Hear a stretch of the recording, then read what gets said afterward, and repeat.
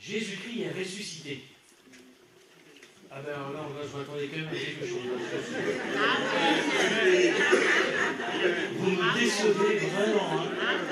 Et puis avec conviction, hein, allez, on prend bobine, on commence. Jésus-Christ est ressuscité. Amen. Amen. C'est mieux.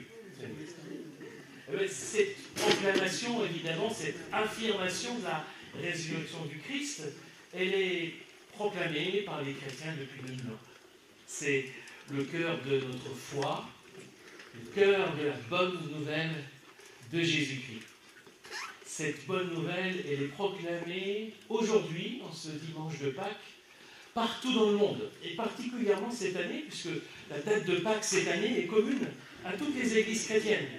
Il y a des calendriers différents entre l'église d'Occident et l'église d'Orient, et cette année, on a la même date de Pâques, ce qui fait que sur toute la surface de la terre, aujourd'hui même, la proclamation du Christ ressuscité retentit. C'est cette affirmation qui est au cœur de notre foi, c'est aussi la conclusion de chacun des 4 évangiles qu'on trouve dans la Bible. Même si les évangélistes ne cachent pas que la réception de cette bonne nouvelle, la résurrection du Christ, n'a pas été si facile que ça, y compris pour les disciples eux-mêmes. On a évoqué tout à l'heure le personnage de Thomas, qui a quand même eu du mal à croire, mais c'est loin d'être le seul.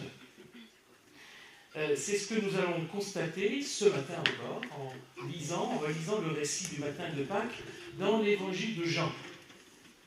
Pour ceux qui étaient là vendredi soir, nous avons lu le récit de la Passion dans l'évangile de Jean, ce même évangile, et nous allons simplement poursuivre la lecture ce matin. Souvenons-nous où nous nous sommes arrêtés à la fin du chapitre 19, descendu de la croix. Le corps de Jésus a été enveloppé dans des bandes de lin. Il a été déposé dans un tombeau par Joseph d'Arimathée et Nicodème. Nous lisons Jean chapitre 20, les versets 1 à 9.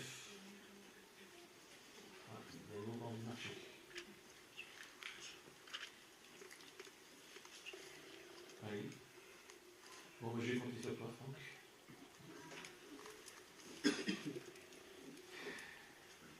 Tôt le dimanche matin, alors qu'il faisait encore nuit, Marie de Magdala se rend au tombeau. Elle voit que la pierre a été retirée de l'entrée du tombeau. Elle court trouver Simon-Pierre et l'autre disciple, celui que Jésus aimait, et elle leur dit « On a enlevé le Seigneur de son tombeau et nous ne savons pas où on l'a mis. » Pierre et l'autre disciple partirent et se rendirent au tombeau. Ils couraient tous les deux.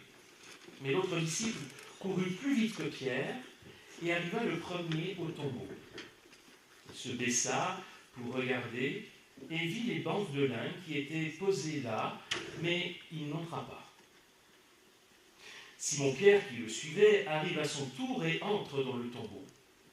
Il voit les bandes de lin posées à terre, ainsi que le linge qui avait recouvert la tête de Jésus. Ce linge n'était pas avec les bandes de lin, mais il était enroulé à part, à une autre place. À cet instant, l'autre disciple, celui qui était arrivé premier au tombeau, entra lui aussi. Il vit et il crut. En effet, les disciples n'avaient pas encore compris l'écriture selon laquelle Jésus devait ressusciter d'entre les morts, puis les 2 disciples s'en retournèrent chez eux. Nous arrêtons ici la lecture du récit de Pâques pour ce matin, même si le récit continue et il se poursuit dans les versets suivants, en particulier avec le personnage de Marie de Magdala, qui sera quand même la toute première à voir non plus seulement le tombeau vide, mais le Christ vivant, le Christ ressuscité, même si elle aussi aura du mal à le reconnaître, puisqu'elle pensera dans un premier temps que c'est le jardinier. Mais si on en reste, comme je vous le propose ce matin, à ces 9 premiers versets de Jean 20, dans ce récit de Pâques, je vous invite à remarquer quelque chose d'intéressant. C'est l'usage du verbe « voir » dans ce texte. En fait, le verbe « voir » apparaît 4 fois. Et je vous invite à, dans un premier temps, identifier ces 4 apparitions du verbe voir. La première fois, c'est au verset 1, pour Marie de Magdala, qui est arrivée au tombeau de petit matin. Ah oui, merci Franck. Elle voit que la pierre a été retirée de l'entrée du tombeau. Et c'est tout ce qu'elle voit. Elle voit juste que la pierre n'est plus là, que la pierre a été retirée. Elle ne va pas regarder de plus près pour voir ce qu'il en est exactement. Elle voit juste ça, la pierre qui est terminée. Et puis, immédiatement après, elle s'en va, précipitamment. Elle court trouver les disciples, et elle est, on le sent bien, assez paniquée par ce qui se passe. C'est d'ailleurs ce qu'elle exprime en allant voir les disciples. Elle dit, mais voilà, mais on a enlevé le corps de Jésus. On ne sait pas où on l'a mis. Pour elle, si la pierre est roulée, c'est qu'on est venu retirer le corps de Jésus, qui n'est plus dans ce tombeau, mais qui est ailleurs, mais on ne sait pas qui l'a fait, on ne sait pas pourquoi ils l'ont fait, et on ne sait pas où on l'a emmené. Autrement dit, elle est à ce moment-là dans la confusion la plus totale. Elle est bouleversée, on peut comprendre. Et à cette annonce-là, les disciples auxquels Marie a parlé veulent en avoir le cœur net. Alors eux aussi, Pierre et un autre disciple, qui ici n'est pas nommé, vont au tombeau. Et vous aurez remarqué qu'ils vont au tombeau en courant. Donc il y a quand même comme un vent de panique qui souffle ce matin-là entre les disciples. Mais qu'est-ce qui se passe? Et c'est là qu'apparaît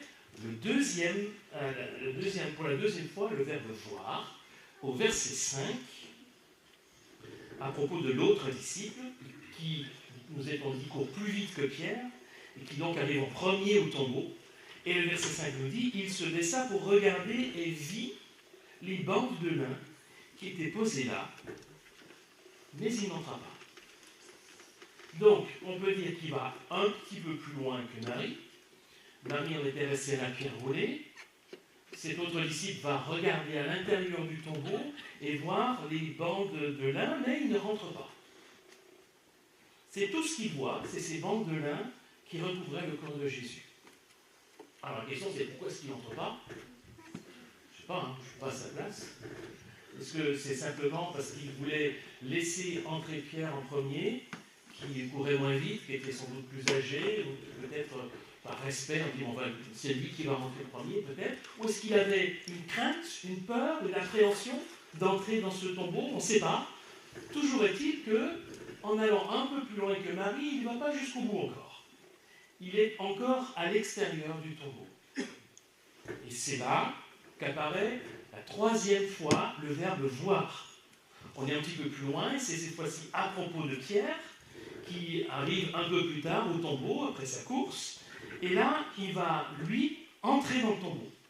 Une étape de plus est franchie. Il entre dans le tombeau, il va voir les choses avec plus de précision, et d'ailleurs, le texte nous donne des détails. On le lit ici, le texte qui est mis en évidence. Il voit les bandes de lin posées à terre, ainsi que le linge qui avait recouvert la tête de Jésus. Ce linge n'était pas avec les bandes de lin, mais il était enroulé à part à une autre place. Remarquez tout le détail, la précision de la description. On reviendra sur cette description un petit peu plus tard. C'est pas un hasard si l'évangéliste nous donne ces détails-là, ça veut dire quelque chose. Mais retenons simplement qu'à ce moment-là, on a franchi une étape de plus. Marie avait juste vu la pierre rouler. L'autre disciple avait regardé à l'intérieur du tombeau.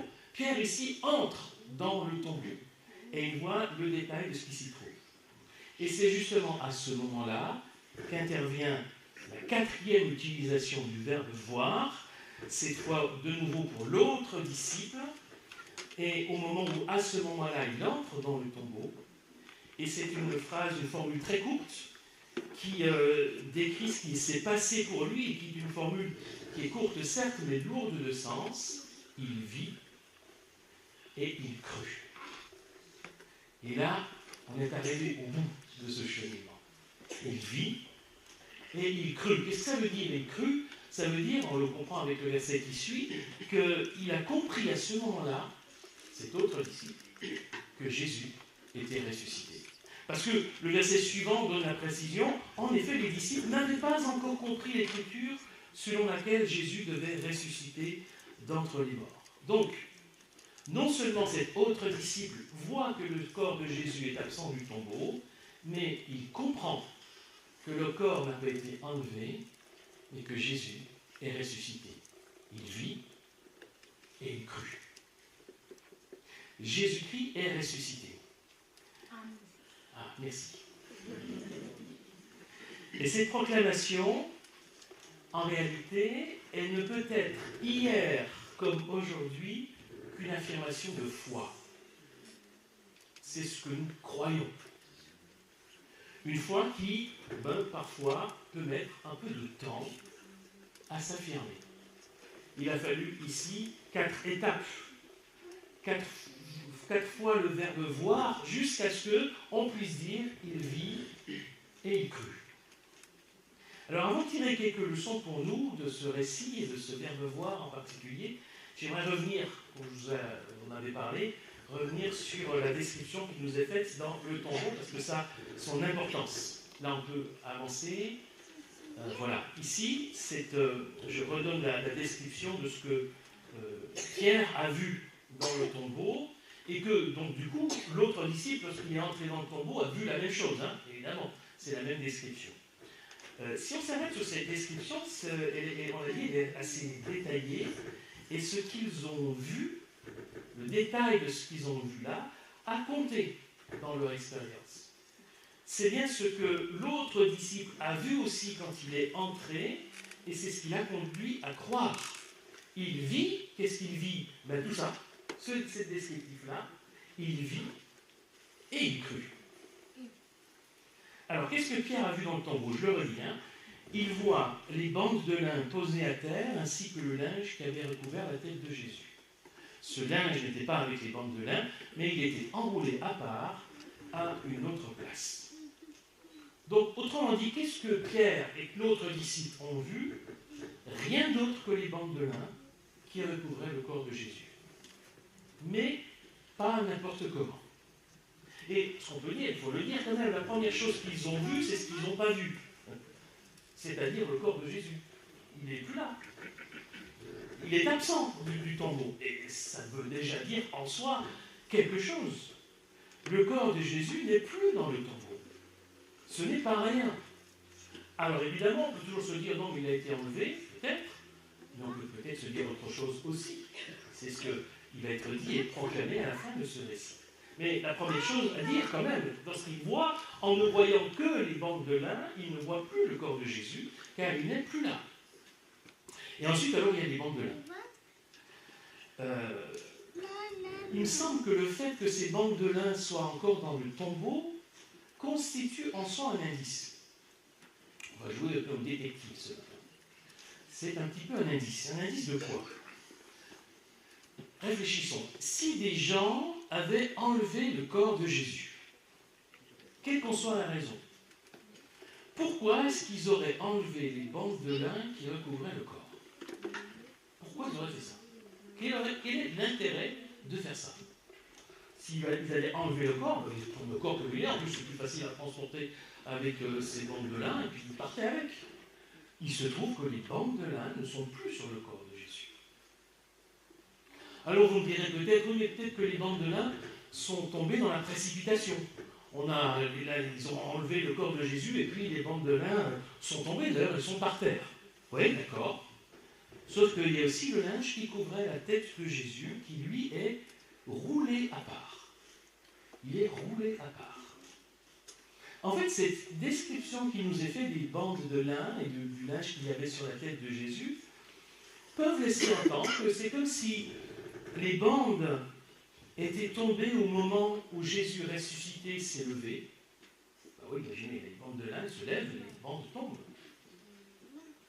Et ensuite, Jésus a enlevé le linge qu'il avait sur le visage, il l'a roulé et l'a mis à part. C'est cohérent, hein, avec la description qui nous est faite. Beaucoup plus cohérent qu'avec la théorie de personnes qui auraient enlevé le corps.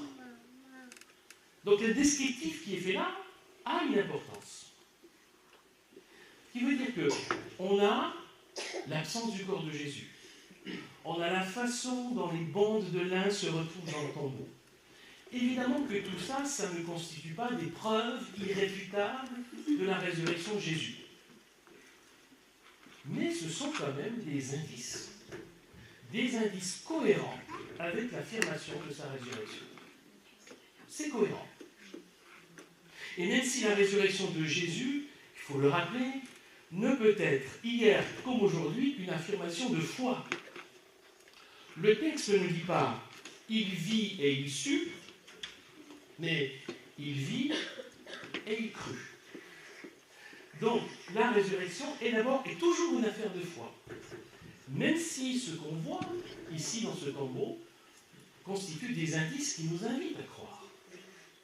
Mais c'est la foi qui sera toujours notre façon de pouvoir atteindre, de pouvoir recevoir cette affirmation de la résurrection. Voilà, on a terminé notre enquête. Alors, je vous propose deux leçons. Deux leçons de ce texte pour nous aujourd'hui. Il y en aura sans doute d'autres, hein, c'est un texte très riche, mais je vous en propose deux. La première de ces leçons, c'est qu'il faut du temps, il faut plus de temps pour croire que pour voir. Il faut plus de temps pour croire que pour voir.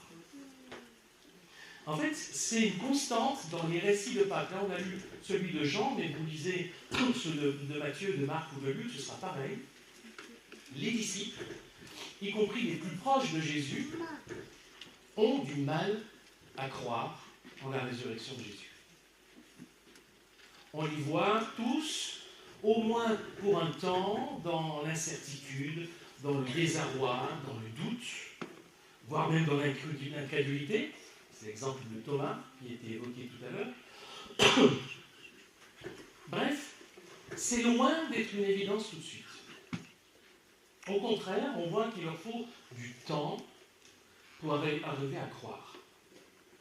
Comme c'est le cas dans notre récit, où il faut 4 fois le verbe voir avant qu'apparaisse le verbe croire.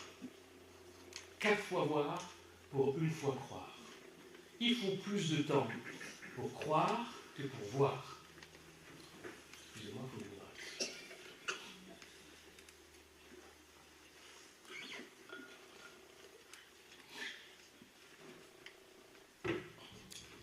Et en réalité, ça, c'est tout à fait normal. Il faut du temps pour croire, bien sûr.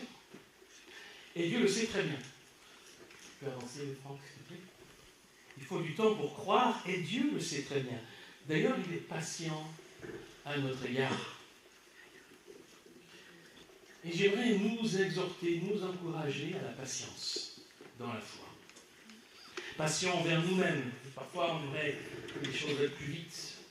Patient envers les autres. Parfois, on est peut-être un peu trop exigeant avec leur cheminement.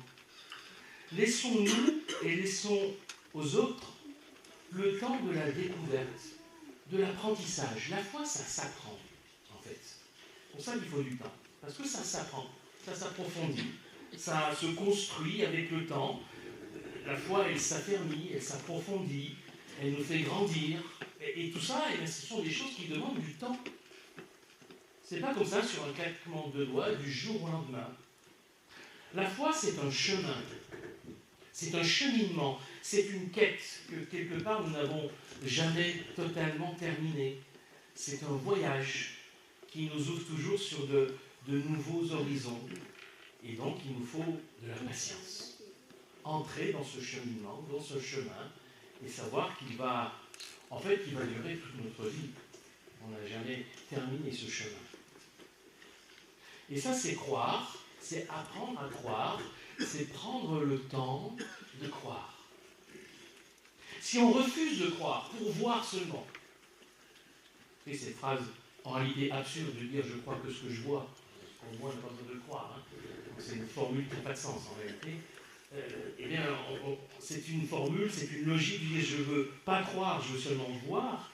En réalité, c'est quelque chose qui restreint nos horizons. Quelque chose qui nous limite, qui nous enferme. Si on refuse de croire, en fait, sans se rendre compte, on s'enferme soi-même. On s'auto-limite. Alors que si on choisit de croire, sachant que ça va être un apprentissage, qu'il faudra du temps, mais si on choisit de croire, alors on entre sur un chemin, certes plus long, certes plus difficile peut-être que simplement de voir, mais qui nous permet de nous ouvrir à Dieu, à sa présence dans notre vie aujourd'hui. Le choix de la foi n'est pas forcément le choix le plus facile, mais c'est celui qui nous ouvre sur la présence de Dieu. Et l'autre leçon qui précise un peu les choses, c'est de dire que croire, c'est une autre façon de voir. Et je dis ça parce qu'il ne faut pas qu'on oppose non plus forcément le fait de voir et le fait de croire. On l'a vu dans notre récit, c'est intéressant, ce que Marie de Magdala, ce que les disciples ont vu, eh bien ça les a aidés à croire. Le tombeau vide, les bandes de lin sur le sol, le linge qui servait à couvrir le visage de Jésus, roulé à part.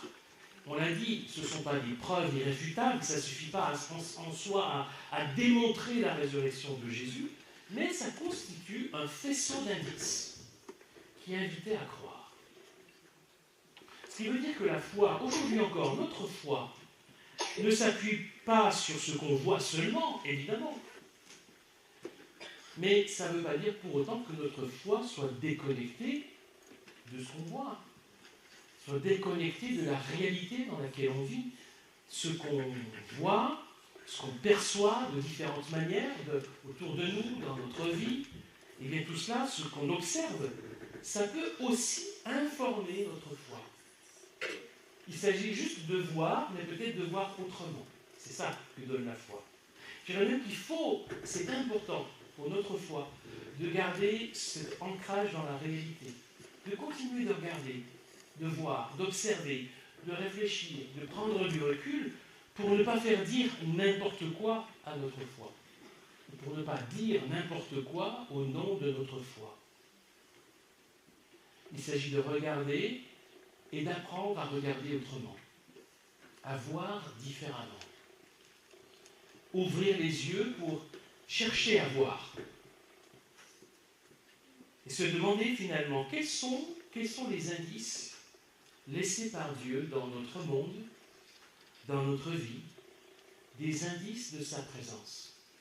Est-ce qu'on cherche ces indices autour de nous? Quelles sont les bandes de lin que le Seigneur laisse sur ma route aujourd'hui pour dire je suis là? Où sont les indices de sa présence, les indices de son amour dans mon histoire, dans ce que je vis aujourd'hui? Est-ce que nous cherchons à les voir, à les comprendre, pour croire, pour voir différemment? Parce que c'est ça la foi finalement. La foi, ce n'est pas refuser de voir. La foi, c'est une autre manière de voir. C'est une interprétation de ce que l'on voit, de ce que l'on vit, de ce que l'on ressent, une interprétation qui intègre la présence de Dieu et son œuvre dans le monde, son œuvre dans notre vie. En quelque sorte, on pourrait dire que la foi, c'est une perception augmentée de la réalité. Elle nous permet de voir Dieu dans notre vie, dans notre monde. Jésus-Christ est ressuscité. Il est vraiment ressuscité. C'est incroyable. Oui, c'est incroyable. Mais c'est vrai. En tout cas, c'est ce que nous croyons. Et contrairement à ce que prétendent certains, choisir la foi, c'est pas choisir le chemin de la facilité. Il faut plus de temps pour croire que pour voir. On pourrait même dire que c'est plus difficile de croire. Alors, pas croire tout et n'importe quoi, ça c'est facile de croire tout et n'importe quoi. C'est pas ça qui est en jeu. Mais de choisir la foi, c'est-à-dire de choisir de placer sa confiance en Dieu en toutes circonstances. Oui, c'est plus difficile. De choisir l'espérance, malgré tout ce qu'on vit, malgré tout ce qu'on voit. Oui, c'est plus difficile. C'est plus difficile, mais c'est une aventure extraordinaire à la suite de Jésus-Christ, le ressuscité. On l'a dit, la foi nous permet de voir différemment, de discerner la présence de Dieu dans notre vie, dans notre monde. Et si nous lui faisons confiance, il va laisser sur notre route, sur notre chemin, des indices de sa présence. Et c'est la foi qui va nous permettre de voir ces indices, de les comprendre. Nous pourrons voir et croire. Il faut du temps pour croire. Mais juste la dernière diapo, s'il te plaît. Je vais vous laisser avec cela. Il faut du temps pour croire. Alors soyons patients. Patients envers nous-mêmes, patients envers les autres, et cherchons toujours à discerner les indices de sa présence que le Christ vivant laisse sur notre chemin. C'est cela aussi le message de Pâques.